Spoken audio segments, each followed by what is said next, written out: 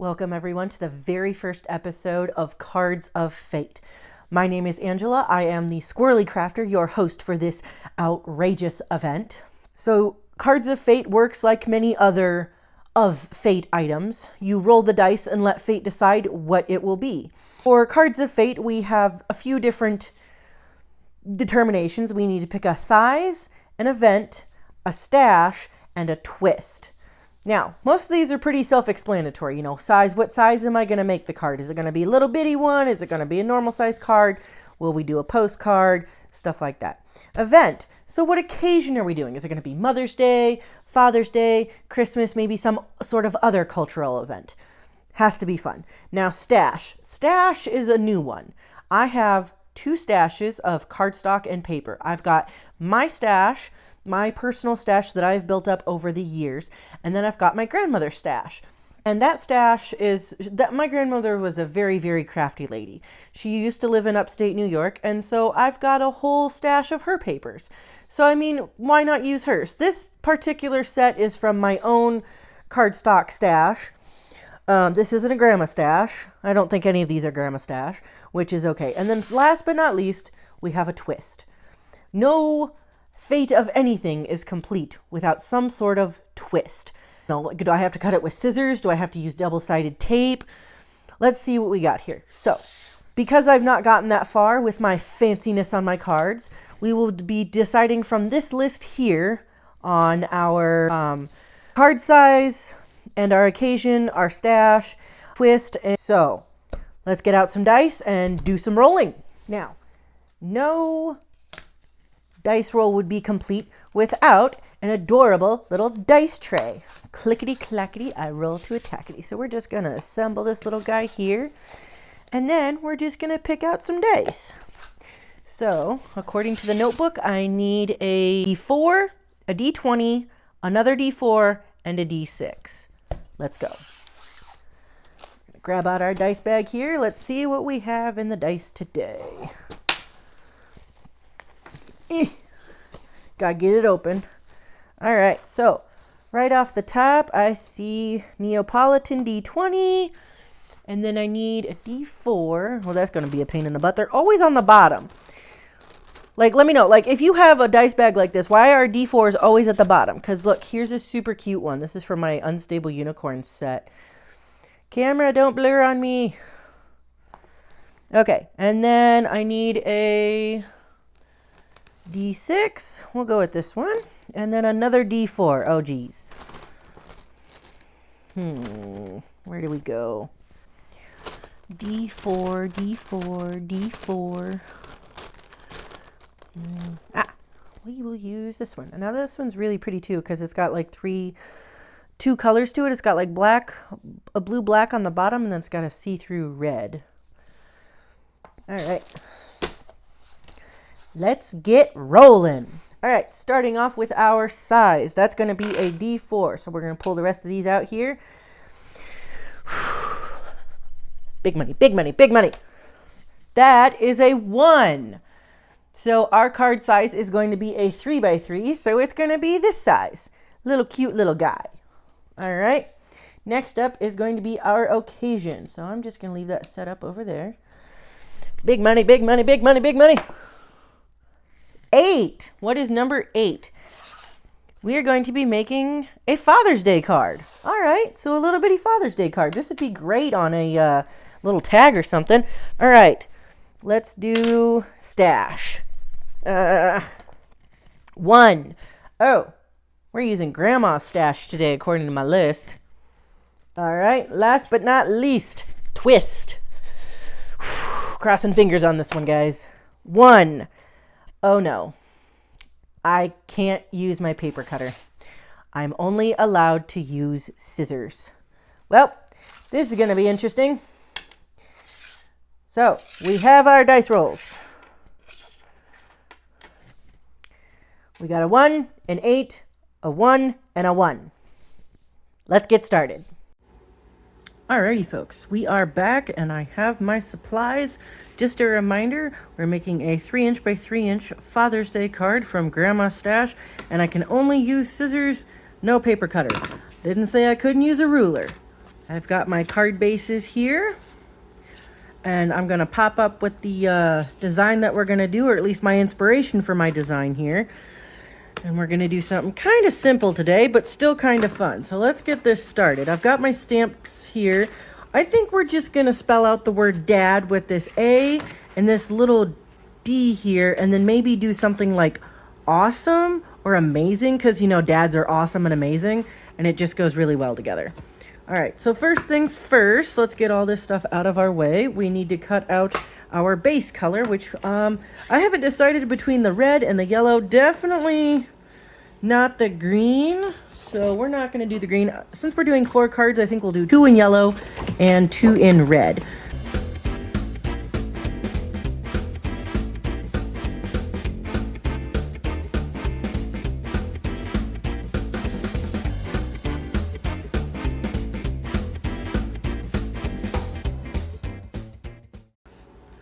Okay, where's our card base?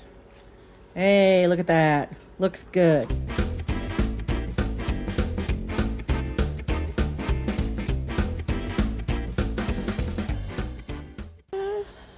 Boom. If it's not perfect, we can fix it here in a minute.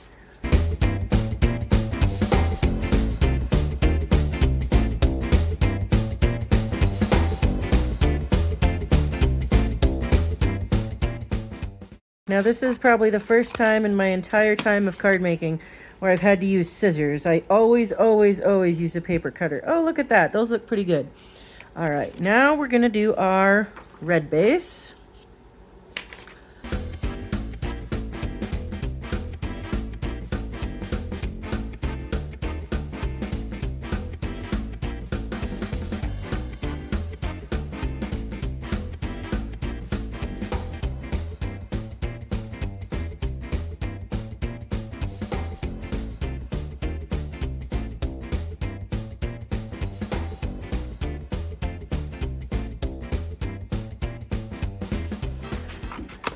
Now, see, what's nice about these scraps is that even though I drew on this side, guess what? It's blank on the other side, so I can just keep using the scrap if I want to. Because, see, if I try to erase it, it's just going to erase the color off of that, and we really don't want that. So, phooey on that. So, we're just going to create a scrap pile over here on the side. All right, and then we're going to cut our first red square.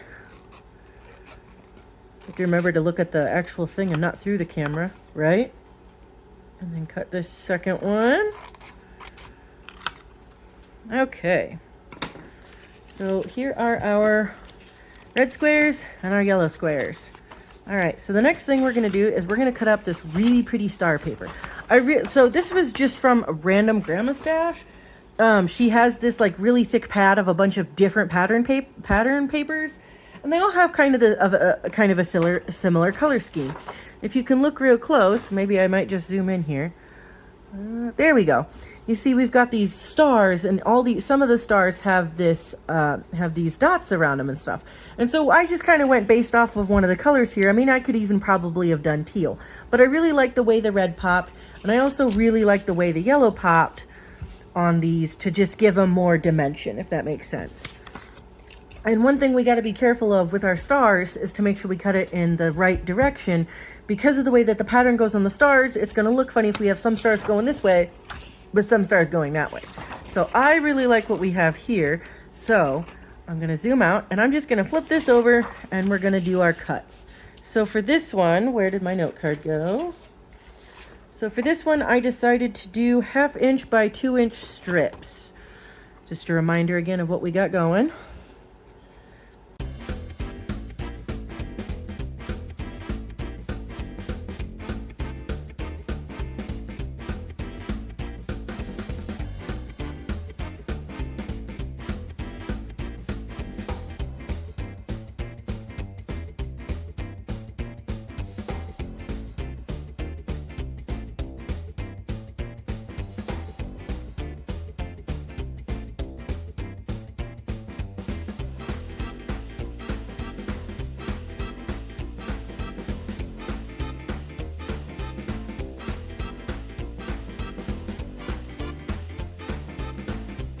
Isn't it?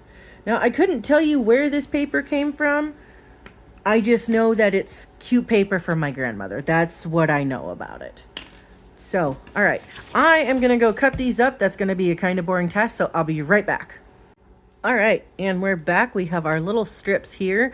So the basic design of this is going to be these little strips across, and then we're going to put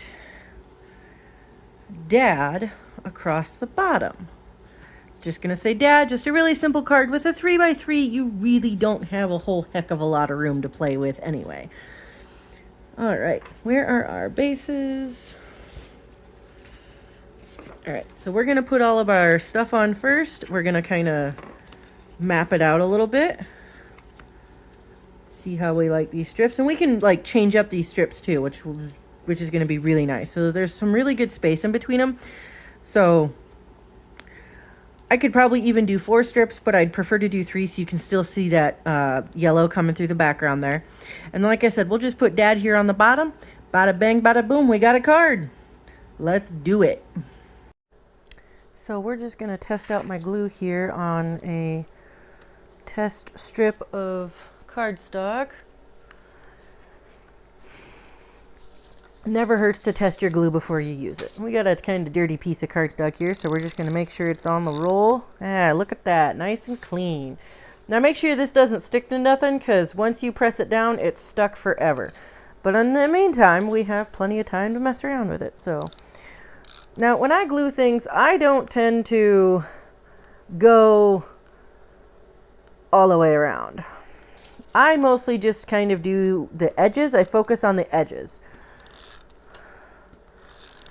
I don't really do the middle usually. Okay, because the edges are the most important. The edges is what's going to stick. So when I stick card bases and stuff, I usually line them up by standing it up. Make sure it looks good. And then you just push it down. All right, and now we're just going to kind of rearrange these. So I cannot math and decided that 4 looked better instead of 3. So I think that looks pretty decent. So what we're going to do on the back of these, because we might run off, we're going to grab our little scrap paper here. We're going to go on each end, because that's the most important part. Give it a little bit of glue and gently stick it on. I'm not going to press it down just yet because I'm not quite sure if I like that placement. So we're just going to keep going with our strips, place them down gently, and then we'll affix them here in just a second. Sticky stickies. Kind of place it down gently and see. Now with it like that, I can still pick it up and move it. Yes, this is permanent adhesive, but it's not permanent until you make it permanent, if that makes sense. All right, there's another one, and our last little strip. Uh-oh. Oh, okay. Always remember, hold your glue runner at the right angle. Get off there. Okay. All right, here we go. So this first one needs to move up a little bit. See, kind of stuck a little bit there. Oh, nope, too far up. I do want to see some border. Let's get that out of the way. Too far down. There we go. And then we're just gonna... So I think what I like about the scissors part on this is that they're imperfect. So they're still really cute and really fun, but they're not all exactly the same. So you still get a really, really cute star pattern out of it without it being all wonky. All right, we're gonna grab our stamping block, our stamp pad. We're gonna come over here. We're gonna grab an A off of that one. We're gonna grab the D off the other one. Now, not gonna lie, this stamp block is way too big for these stamps, but we're gonna make it work. And from the looks of it, this one has never been used, so we're gonna season it, is what they call it. Just take off the extra stickies so that when I stick it to it, it doesn't come up. Whereas this A, it's not supposed to stick like that. So that's why they call it seasoning your stamps. These are acrylic stamps. I love acrylic stamps by a company called Close to My Heart. They are no longer in business, but they still have great products that you can find all over eBay and such. So we're going to do the swirl and tap method. Make sure we like how black that is. Okay. The nice thing about these acrylic blocks is I can see exactly where I'm stamping and where I want to go. And you just stamp it, done. That's a D. We're going to do these in order because if I put the A in there or the second D in there, it might not be where I want it to be. Okay. Swirl and tap method. And then we're going to go A. Okay, and then our last D. Now, unfortunately, I don't have a clean rag on me, but I'm just going to kind of clean off that edge real quick of the ink. I'm not one of those like non-messy people. I will get ink on my hands, and I don't give it a gosh darn. This stuff is water soluble. It comes out real easy. Okay, last D. Dad. You could, like, this is a really great craft because you could even have the kids do this and where they make their own stripes and then they stamp dad themselves. So it really looks like the kids did it. And, you know, you could be like, Dad, you're our star or something, which is why this is blank on the inside so you can write your own sentiment. So if I were to give this to my dad, I'd literally write, you're a star, or, you know, something along those lines. All right, next up is the red one. We're going to do the same thing. We're going to do a glue down the base, pick out our stripes, stamp down our dad, and call it good. I will be right back. I'm going to finish up these cards and I will show them off. Alrighty, and we are back. We have our beautiful 4 Father's Day Dad's cards. I think they look super cute, super fun. Definitely something that looks made by the kids, which is kind of what I was going for. You know, very simple and not my greatest shiner when it comes to card making, but certainly not the worst for Cards of Fate. As a reminder, where did our card go? As a friendly reminder, we had to do a 3" by 3" Father's Day card from Grandma's stash using scissors, no paper cutter. These scissors will be the death of me.